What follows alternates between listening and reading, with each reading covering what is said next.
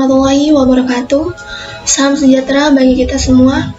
Yang terhormat Bapak Marmono selaku dosen pengampu pengantar manajemen kelas B, dan yang saya cintai kepada teman-teman yang telah menyempatkan waktu untuk menonton video saya. Ada pepatah yang mengatakan bahwa tak kenal maka tak sayang. Maka dari itu, perkenalkan, nama saya Andini Kurnia Putri, nomor induk mahasiswa 200810301003. Saya dari Prodi S1 Akuntansi, tahun angkatan 2020. Pada saat ini, saya akan memenuhi tugas pengganti UAS pengantar manajemen. Dan yang saya akan jelaskan yaitu tentang bab motivasi. Sebelum mempelajari lebih dalam apa itu motivasi, sebaiknya kita mengetahui pengertian dari motivasi itu sendiri. Motivasi berasal dari kata movere, yang artinya dorongan atau menggerakkan. Motivasi dalam manajemen hanya ditunjukkan pada sumber daya manusia umumnya, dan bawahan khususnya. Motivasi mempersoalkan bagaimana caranya mengarahkan daya potensi bawahan supaya bisa bekerja secara produktif guna mencapai atau mewujudkan tujuan yang telah ditentukan. Pentingnya motivasi karena motivasi adalah hal yang menyebabkan, menyalurkan, dan mendukung perilaku manusia, supaya mau bekerja giat dan antusias untuk mencapai hasil yang optimal. Jadi, secara umum, pengertian motivasi yaitu dorongan dalam mengarahkan tingkah laku individu serta organisasi untuk melakukan tindakan dalam mencapai tujuan yang diharapkan. Terdapat 3 alasan utama yang mendorong perlunya motivasi pada setiap individu atau organisasi.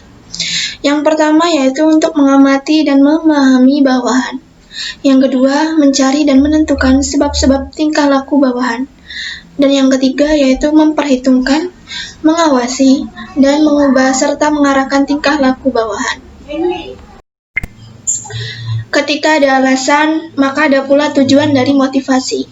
Tujuan motivasi ada 10, antara lain meningkatkan moral dan kepuasan kerja karyawan, meningkatkan produktivitas kerja karyawan, mempertahankan kestabilan kerja karyawan, meningkatkan kedisiplinan karyawan, mengefektifkan pengadaan karyawan, menciptakan suasana dan hubungan kerja yang baik, meningkatkan loyalitas, kreativitas, dan partisipasi karyawan, meningkatkan kesejahteraan karyawan, mempertinggi rasa tanggung jawab karyawan terhadap tugas-tugasnya, dan yang terakhir, meningkatkan efisiensi penggunaan alat-alat bahan baku.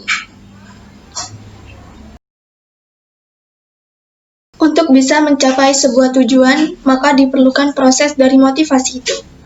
Ada beberapa tahap yang menjadi proses dari motivasi, antara lain, yang pertama yaitu menentukan tujuan. Menentukan tujuan terlebih dahulu agar para bawahan bisa termotivasi ke arah tujuan tersebut. Yang kedua yaitu mengetahui kepentingan atau keinginan karyawan dan pemimpin perusahaan. Yang ketiga yaitu menjalin komunikasi yang efektif dan baik antara bawahan ke atasan maupun sebaliknya. Yang keempat yaitu proses motivasi perlu menyatukan tujuan organisasi dan tujuan kepentingan karyawan, yang bisa disebut dengan integrasi tujuan. Yang kelima yaitu memberikan fasilitas kepada para bawahan untuk mendukung kelancaran dalam bekerja. Dan yang terakhir yaitu membentuk teamwork. Membentuk teamwork ini dialaskan karena dalam suatu perusahaan biasanya banyak bagian-bagian. Jadi diperlukan pembentukan teamwork. Ada 2 jenis motivasi, yaitu motivasi positif dan motivasi negatif. Motivasi positif adalah manajer atau pimpinan memotivasi bawahan dengan cara memberikan hadiah kepada karyawan atau bawahan yang berprestasi. Dan yang kedua yaitu motivasi negatif. Motivasi negatif adalah manajer atau pimpinan memotivasi bawahan dengan cara memberikan hukuman kepada bawahan jika bawahan itu melakukan kesalahan ataupun tidak bekerja sesuai dengan tujuan. Ada pula 2 metode motivasi, yaitu metode motivasi langsung dan metode motivasi tidak langsung. Metode motivasi langsung adalah motivasi yang diberikan secara langsung kepada setiap individu atau karyawan. Jadi sifatnya khusus, misalnya diberikan pujian, penghargaan, dan bonus. Yang kedua yaitu metode motivasi tidak langsung. Adalah motivasi yang diberikan berupa fasilitas-fasilitas untuk menunjang gairah kerja demi kelancaran tugas bawahan. Misalnya ruangan kerja yang nyaman, suasana pekerjaan yang serasi, dan sejenisnya. Selanjutnya ada model atau pendekatan dari motivasi yang terdiri atas model atau pendekatan tradisional, model atau pendekatan hubungan manusiawi, dan model atau pendekatan sumber daya manusia.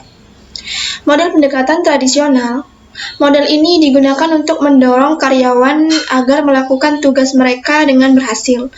Di model ini, para manajer memotivasi karyawan menggunakan sistem upah insentif. Semakin banyak mereka menghasilkan atau mencapai hasil kerja yang sempurna, maka semakin besar pula penghasilan atau gaji yang mereka dapatkan. Yang kedua, yaitu model atau pendekatan hubungan manusiawi. Model ini mengatakan bahwa motivasi seseorang didorong oleh keinginannya untuk berinteraksi dengan orang lain, dan dengan membuat seseorang merasa penting dan berguna. Sehingga nantinya para bawahan itu bisa melakukan pekerjaan dengan lancar dan nyaman, karena sudah berada di lingkungan yang baik. Dan yang ketiga yaitu model atau pendekatan sumber daya manusia. Model atau pendekatan sumber daya manusia, model ini yaitu karyawan memiliki motivasi yang sangat beraneka ragam, bukan hanya motivasi karena uang ataupun kebutuhan sosial, tetapi juga untuk berprestasi dan mempunyai arti dalam bekerja. Jadi bawahan nantinya akan berlomba-lomba untuk berprestasi di suatu perusahaan. Lalu ada teori-teori motivasi yang dikemukakan oleh beberapa ahli. Secara umum, teori-teori terbagi menjadi 3 jenis, yaitu teori petunjuk, teori isi, dan teori proses. Teori petunjuk. Teori ini didasarkan atas pengalaman coba-coba si manajer atau pengalaman pribadi si manajer. Misalnya, si manajer bercerita kepada bawahan bagaimana caranya dia sukses. Nah, si bawahan akan mengambil atau mengikuti menurut pengalaman dari si manajer tersebut. Yang kedua yaitu teori isi.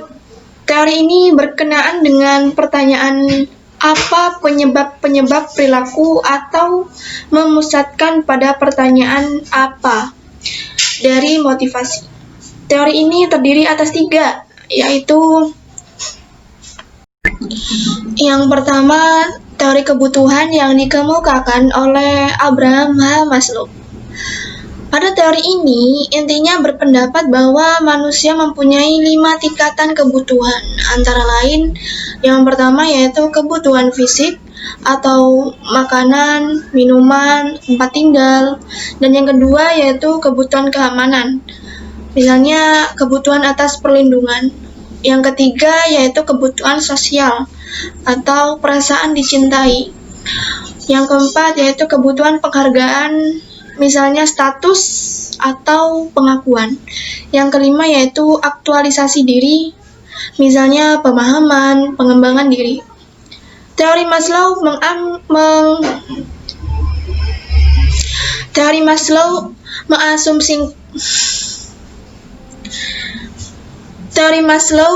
mengasumsikan bahwa kebutuhan yang lebih rendah harus dipenuhi terlebih dahulu sebelum kebutuhan yang lebih tinggi terpenuhi. Jika semua kebutuhan terpenuhi, maka dapat memberikan motivasi seseorang untuk bekerja secara giat. Yang kedua yaitu teori 2 faktor yang dikemukakan oleh Herzberg. Maksud dari 2 faktor yaitu faktor motivasional dan faktor pemeliharaan. Faktor motivasional adalah hal-hal yang mendorong berprestasi, yang sifatnya intrinsik atau bersumber dari dalam diri sendiri. Misalnya pekerjaan seseorang, keberhasilan yang diraih, kesempatan bertumbuh, kemajuan dalam karir, dan pengakuan dari orang lain. Faktor yang kedua yaitu faktor pemeliharaan. Faktor ini adalah faktor yang bersumber dari luar diri seseorang. Misalnya status seseorang dalam organisasi, hubungan seseorang bawahan dengan atasannya dan rekan kerjanya, teknik penyelia yang diterapkan oleh para penyelia, kebijakan organisasi, kondisi kerja, dan sistem imbalan yang berlaku. Dan yang terakhir itu teori kebutuhan berprestasi yang dikemukakan oleh MC Slan. Teori ini menyatakan bahwa motivasi berbeda-beda sesuai dengan kebutuhan seseorang akan prestasi. Teori kebutuhan ini terdiri dari kebutuhan berprestasi, kebutuhan berafiliasi, dan kebutuhan kekuasaan.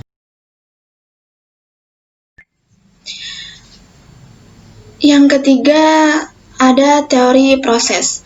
Teori ini berkenaan dengan bagaimana perilaku dimulai dan dilaksanakan atau menjelaskan aspek bagaimana dari motivasi.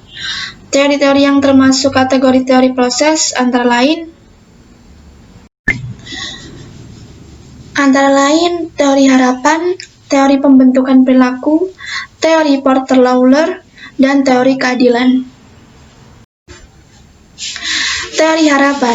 Teori ini dikemukakan oleh Victor Vieron. Menurut teori ini, motivasi merupakan akibat suatu hasil dari yang ingin dicapai oleh seseorang dan perkiraan yang bersangkutan bahwa tindakannya akan mengarah pada hasil yang diinginkannya itu. Artinya, apabila seseorang sangat menginginkan sesuatu dan jalan tampaknya terbuka untuk memperolehnya, yang bersangkutan akan berupaya mendapatkannya. Secara sederhana, teori harapan berkata bahwa jika seseorang menginginkan sesuatu dan harapan untuk memperoleh sesuatu itu cukup besar, yang bersangkutan akan sangat terdorong untuk memperoleh hal yang diinginkannya itu. Sebaliknya, jika harapan memperoleh hal yang diinginkannya itu tipis, motivasinya untuk berupaya akan menjadi rendah. Yang kedua yaitu teori pembentukan perilaku. Teori ini dikemukakan oleh B.F. Skinner. Teori yang diikuti dengan konsekuensi-konsekuensi pemuasan cenderung diulang, sedangkan perilaku yang diikuti konsekuensi-konsekuensi hukuman cenderung tidak diulang. Bila konsekuensi positif, individu akan memberikan tanggapan yang sama terhadap situasi yang sama. Tetapi, jika negatif, maka individu akan merubah perilakunya untuk menghindari konsekuensi tersebut. Sebagai contoh, seorang karyawan yang sering datang terlambat dapat dimotivasi dengan memberikan penghargaan untuk kedatangan yang tepat. Yang ketiga yaitu teori Porter-Lawler. Teori ini merupakan lanjutan dari teori pengharapan. Komponen penting dalam teori ini adalah kemampuan dan kepribadian bawahan, persepsi peran bawahan, nilai ganjaran dan kesesuaiannya dengan harapan bawahan, dan kemungkinan diperolehnya ganjaran oleh bawahan. Jadi dalam teori ini, manajer atau pimpinan meletakkan harapannya kepada bawahan. Untuk memotivasi bawahan, manajer perlu melakukan pemberian penghargaan yang sesuai dengan kebutuhan bawahan, agar tujuan perusahaan bisa tercapai. Contohnya, misalnya pada sebuah restoran seafood. Sebuah restoran seafood menginginkan namanya terkenal di kalangan restoran seafood di Jakarta.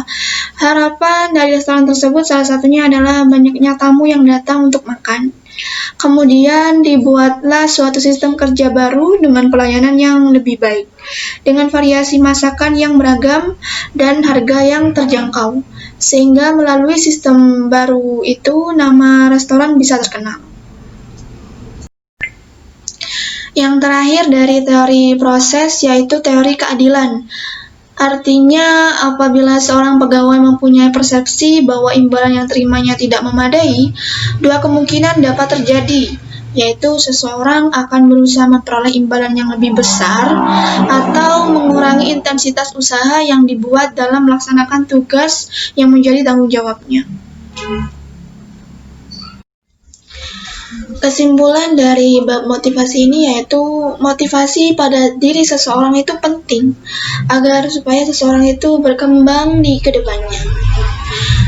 Seberapa kuat motivasi yang dimiliki individu akan banyak menentukan terhadap kualitas perilaku yang ditampilkan nantinya. Sekian penjelasan tentang motivasi dari saya. Apabila ada kesalahan dalam pengucapan kata ataupun kurang jelas dalam penjelasan, mohon dimaafkan. Terima kasih. Wassalamualaikum warahmatullahi wabarakatuh.